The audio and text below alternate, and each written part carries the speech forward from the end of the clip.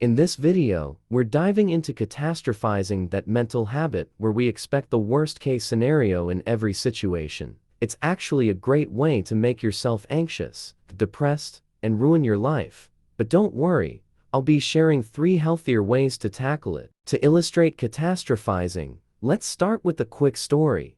Imagine it's late at night, and a man is driving down a dark country road. Suddenly, he hears a loud bang of flat tire. He pulls over and realizes he's missing a jack and has no phone service. Spotting a farmhouse in the distance, he decides to ask the farmer for help. But as he walks, he starts imagining the worst. The farmer will be annoyed, armed, maybe even dangerous. By the time he knocks on the door, he's worked up and yells, "I don't want your jack anyway," and storms off. This story shows how catastrophizing leads us to expect the worst and even prevents us from getting the help we need. So, what is catastrophizing? It's a cognitive distortion where we blow up problems until they feel like disasters. We imagine failing a test, then dropping out of school, ending up jobless, and homeless. It's all or nothing thinking. This mental habit can quickly snowball, leading to intense stress, anxiety, or depression. And how does it mess us up? Well, expecting the worst keeps us from taking action. It makes us see threats everywhere, triggering our fight or flight response. That constant worry can drain our energy and motivation, leading to a downward spiral of avoidance and fear. But why do we do it? For 2 dysfunctional reasons. First, to prepare ourselves for disappointment, avoiding the risk of feeling vulnerable.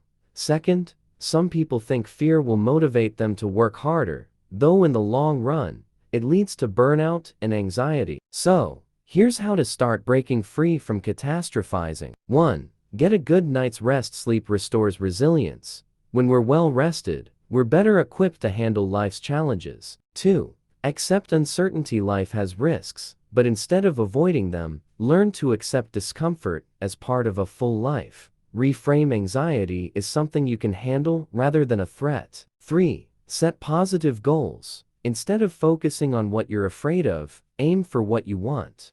For example, go to school not to avoid failure, but because you have meaningful goals for your future. If you're ready for a classic CBT exercise, try this. 1. Notice when you're catastrophizing. What are the words and situations that trigger it? Ask someone to help point it out if needed. 2. Challenge those thoughts. Just because you think it doesn't make it true, learn to question them rather than automatically believe them. 3. Place those thoughts with realistic alternatives. For example, instead of, "I'm going to fail and get fired," try, "Everyone makes mistakes. I can fix this and learn from it." Working through catastrophizing takes courage, but remember, you're capable of handling life's ups and downs. Embrace your values and open yourself up to a fulfilling life with its inevitable risks and rewards. Thank you for watching this video until the end. Please share it with your friends, and don't forget to subscribe, like, and leave a comment.